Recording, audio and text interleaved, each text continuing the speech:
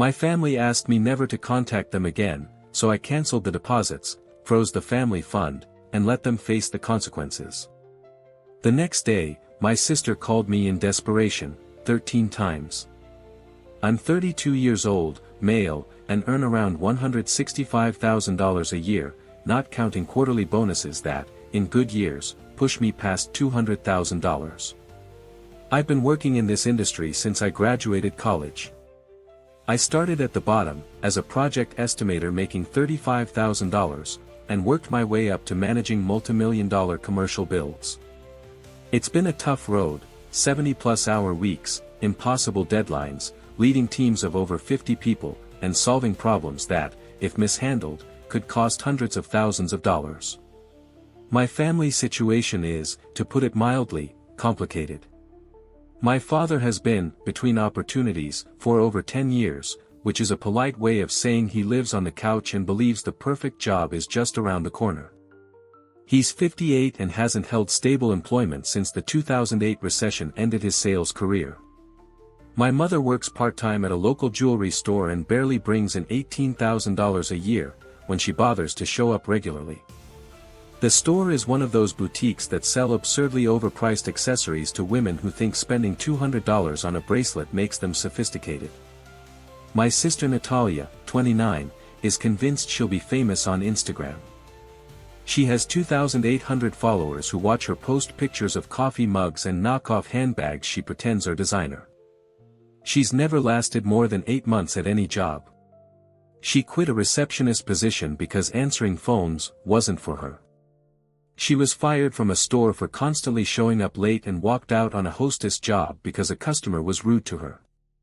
She changes partners frequently, usually based on how much money they have or what car they drive, and has the same grasp of finances as a child let loose in a candy store with an unlimited credit card. But of course, she's the baby of the family, the princess who, according to my parents, can do no wrong. So she's beyond criticism or accountability. About 6 years ago, when my career really started to take off, I made what I now recognize as a monumental mistake, financially helping my family. At first, it felt natural. My dad needed to fix the transmission on his old truck. It was $2,800, and I paid it without hesitation.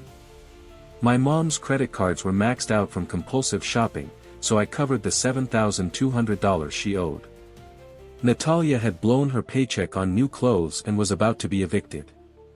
I paid her overdue rent, $1,650. At the time, I felt incredible. I was the successful one, the helper, the family savior. My parents expressed pride in my achievements. Natalia even answered my calls and treated me with something resembling respect. For a brief moment, it felt like we were a functional family. But I learned something fundamental that I wish I'd known earlier: when you help people continuously, they stop seeing it as generosity and start seeing it as your obligation. What began as emergency assistance turned into a permanent safety net, and without realizing it, I wasn't helping anymore, I was funding the lifestyle they chose. What started as occasional expenses became a monthly expectation. My dad's truck, for example, magically needed expensive repairs every 3 months. Mom always had some unexpected expense that coincided with her desire to redecorate or buy new furniture. Natalia turned financial manipulation into a kind of performance art. It was a full production.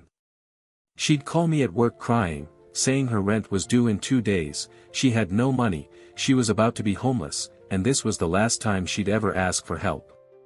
She painted a dramatic picture of sleeping in her car, losing everything, having to move back in with our parents in total humiliation. The emotional manipulation was surgical, and without fail, 2 weeks later, her Instagram stories would show her at luxury spas, expensive restaurants, or weekend getaways with her boyfriend of the moment. The same person who was supposedly about to sleep in her car was posting photos with $15 cocktails and designer sunglasses, as if financial worries had never existed. But the real problem was Uncle Ernesto, my father's older brother, who self-appointed himself as the family's financial expert. This man thought of himself as some kind of Warren Buffett because he worked at a tax office back in the 90s. Since Grandpa Fernando passed away 5 years ago, he's been the main trustee of the family estate, responsible for managing about $385,000 in investments, properties, and assets built through a lifetime of hard work. His management philosophy, apparently, was to treat that legacy as his personal entertainment fund, gambling trips to Atlantic City, a fishing boat he couldn't afford on his retirement income, multiple failed business ventures that needed temporary funding from the estate, all financed with money that was supposed to be preserved for the family's future. And the worst part? None of them seemed remotely grateful. There were no apologies, no recognition for the sacrifices I made, just demands, as if I were some high-end ATM that dispensed cash when the right emotional combination was entered. My role, it seemed, was to clean up all their financial messes while they continued making reckless decisions. I remember the exact moment I realized how deeply I'd been trapped. It was at last year's Thanksgiving dinner. I spent nearly $3,500 organizing it at an upscale restaurant, all because Mom wanted to create memorable moments. There I was, watching Natalia photograph every dish for Instagram, including the $180 bottle of wine I paid for. Dad was complaining about his truck, the same one I helped finance. Mom was talking about a trip to Mexico that I knew would end up being my responsibility. And then Natalia looked me straight in the eye with a blank expression and said, "Samuel, you're so lucky not to have real problems. It must be wonderful to make so much money in construction and not have to worry about anything." Lucky? As if my success had fallen from the sky. As if I hadn't spent 15 years working exhausting hours, meeting impossible deadlines, battling insomnia and stress-induced anxiety, constantly updating myself on new technologies and management strategies, only for my own sister to reduce it all to a stroke of luck. That was the moment I knew I needed an escape plan. I never imagined I'd have to act on it so soon, and that's when my best friend Leo came into the picture. He was the only person who saw clearly from the beginning how my family was manipulating me. We met in college, in engineering courses. Our friendship was forged through long nights of studying, fueled by coffee, formulas, and a shared stubbornness to succeed despite coming from homes where financial support was practically non-existent. Eventually, I specialized in construction project management, while Leo took a more entrepreneurial path, founding a small but growing consultancy focused on process and systems optimization for mid-sized companies. Leo has a kind of sixth sense for detecting lies and manipulation. Maybe he developed it from everything he went through as a kid. For years, he watched the dynamics in my family unfold and never hesitated to share his concerns, always with care, never with judgment. "Brother, your family sees you as a walking ATM," he'd say every time I mentioned paying for something again. "When was the last time they asked how you're doing, if you're exhausted, what goals you have in your career? It's always, hi, followed by a new request for money." I used to brush it off. For me, family loyalty came above all else, and I truly believed supporting them was the right thing to do. But Leo kept a detailed record of everything. Literally, he had noted down every time I mentioned giving them money, and one day, without warning, he showed me the results in a spreadsheet with surgical precision, over $78,000 given in just 3 years. $78,000. Think about that for a second, more than what many people earn in an entire year, and I had simply transferred it to people who not only didn't appreciate it, but acted like it was my natural obligation. "They're draining you," Leo warned me during our last serious talk about the subject. "And the worst part is, they don't even respect you. You're no longer their son or brother, you're their sponsor, their financial lifeline. They've reduced you to a wallet with a voice." Leo has a brutal honesty that, while painful, is incredibly useful. He also has a gift for solving problems creatively, which would later become key to everything that happened. He had truly grown up in real poverty, not the temporary rough patch my father Raoul used to mention, but actual hardship, a single mother, 4 kids, multiple shifts a day between cleaning and restaurant service. His father abandoned them when Leo was just 11 years old. Leo paid for college with scholarships, student loans, and overnight shifts at a 24-hour gas station, studying between customers, often at 3 a.m. So when he saw how my family benefited from my success without contributing anything in return, it deeply angered him. Not out of envy, he told me one night while we were gaming online like we usually did on weekends, but out of justice. "Your problem," he said, "is that you're using the wrong strategy. You're playing chess, and they're playing checkers. They use emotion to manipulate, and you respond with logic. They tell you a sad story, and you hand them a check to fix it. You're letting them use your own rules against you. So what do you suggest?" I asked. "Stop playing at their pace and start thinking like a strategist. You're a project manager, right? You solve complex problems every day, coordinate teams, anticipate errors. Start treating your family situation like another project that needs solving." I laughed at first, thinking he was exaggerating, but that conversation planted a seed. The idea of applying the same analytical approach I used at work to my family was both logical and terrifying. And 2 weeks later, everything collapsed because of a simple text message, a message that would change the course of my life. It was March 22nd at 4:12 p.m. I remember the exact time because I was reviewing architectural plans for a major commercial project when my phone buzzed with a group notification that, unknowingly, would sever my ties with them forever. The message came from my mother Claudia's phone: "We've talked it over and we think it's time for you to step back from managing the family finances. We can handle things ourselves. Please don't contact us for a while. We need space to resolve things without outside interference." I stared at the screen, unsure how to react. I read it over and over, hoping it was a mistake or that maybe she'd sent it to the wrong person. But minutes later, Natalia replied with a string of celebratory emojis, and my father Raoul liked the message as if they'd just announced something wonderful. I'd been fired. Just like that. As if being their son and brother was a job they could terminate. And I knew exactly what had triggered it. 3 weeks earlier, I had asked Uncle Ernesto, who was in charge of managing the family estate, for a clear breakdown of some suspicious withdrawals I'd noticed in the latest quarterly report. I didn't accuse anyone or make a scene. I simply asked for clarity: could you explain these transactions and what they were used for? Apparently, asking for accountability regarding Grandpa Fernando's money was considered an invasion of privacy. To them, it was an act of control that threatened their autonomy. The more I thought about it, the angrier I became. These people had used me for years as their financial safety net, expecting me to fund their decisions without offering a shred of real support in return. And the day I asked something as simple as, "What's happening with Grandpa's money?" I became the enemy. The first thing I did was call Leo. My hands were shaking as I dialed his number.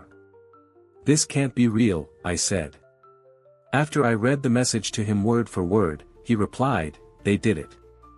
They cut you out like you're an employee they can fire without notice." I couldn't believe it either. After everything I'd done for them, all the money I'd given, every favor. "Stop right there," Leo interrupted firmly. "This is actually the best thing that could have happened to you. They just gave you the perfect justification to cut ties completely. There's no more doubt. They've shown you exactly who they are and how they really feel about you." "And family loyalty?" I asked. Leo didn't even hesitate. "Where is it now?" "Loyalty? Are you talking about your sister posting stories from luxury destinations while you cover her basic expenses? Or your parents, who haven't shown genuine interest in you or gratitude for anything you've done in years? Or your uncle, who's been diverting money from your grandfather's estate and still has the nerve to call you controlling for asking questions?" That last sentence hit me like a punch to the gut. "What are you saying, Samuel? You told me he bought a boat with estate money, and that's not just a financial mistake. That's theft. Direct theft from the inheritance of a deceased man. So what do you suggest we do? You're not facing this alone. I've watched them drain you for years, and I've been waiting for the right moment to help you confront these leeches. Well, they've just handed us that opportunity on a silver platter." Leo's energy was contagious, but deep down I still doubted whether I should escalate things or simply walk away quietly. Maybe it would be better to let it go, disappear in silence. "Listen to me," he said in a grave tone. "These people have taken advantage of your hard work and generosity for years. And the moment you asked for something as basic as accountability, they discarded you without hesitation. They don't deserve your consideration or your protection anymore. What they deserve are consequences." And the worst part was, he was right. I'd spent 3 years being their ATM, and the moment I asked for transparency about the money, I became the enemy they needed to exclude. "All right," I said, feeling a deep shift inside me. "What's our first step?" "Assess the damage. Do you still have access to their accounts and services?" At that moment, I smiled for the first time since receiving that message. In their rush to cut me out of their lives, they'd made a crucial mistake: they forgot to disconnect me from their finances. That same night, Leo showed up at my apartment with his laptop, several energy drinks, and the kind of determination you'd expect from a military operation. He named the plan, Family Audit, and we began listing every account, service, or financial system I still had access to. The list was far longer than I expected. Turns out I was an authorized user on my parents' main bank account, access they gave me years ago when Raul had credit issues. I had their banking credentials because I helped them open those accounts and set up automatic payments myself. I was also the primary holder of our family mobile plan, the car insurance, and 6 utility services, including water, electricity, gas, and internet. More importantly, I had full access to the shared cloud storage where Uncle Ernesto kept the legal documents for the estate, along with sensitive financial records. And most surprising of all, I was listed as the alternate trustee in Grandpa Fernando's will. Apparently, everyone had forgotten that. Except me. "This is gold," Leo said, scanning the account statements. "It's worse than I thought." In the past 6 months, Uncle Ernesto had withdrawn over $30,000 from the estate for personal expenses. Raul had overdrafted the family account 11 times, racking up hundreds in fees. Claudia had racked up more than $13,500 in debt from shopping on TV channels. But what really stunned me was Natalia. She'd been using a credit card linked to my primary account. Charges at luxury stores, restaurants, spas, and exclusive products, all without my permission. "Samuel, she's literally been stealing from you for months," Leo said, reviewing the transactions. "Look at this, $750 at Louis Vuitton, $1,100 at a downtown boutique, $420 on a single brunch, $280 on massages. She lives like a queen, but with your money." Still, the most damning evidence was the financial mismanagement by Uncle Ernesto. Leo cross-referenced the estate's legal documents with the transaction history, building a solid case for fraud. "This isn't just negligence. It's embezzlement, fraud, and breach of fiduciary duty," he said, showing me the screen. "He used estate money for the down payment on that boat, paid his mortgage with the funds, and this $9,200 withdrawal matches the same weekend he posted photos from Atlantic City. How can you be so sure?" Leo opened Ernesto's social media profile with a grin straight out of a crime thriller. "Our brilliant friend posted photos from the Borgata Casino, with date and location tags. It matches exactly with the withdrawal. Same date, same amount. It's irrefutable proof." We spent the next 4 hours documenting every finding. Leo created an encrypted folder on his server and uploaded copies of all the account statements, suspicious transactions, and any document that could serve as evidence.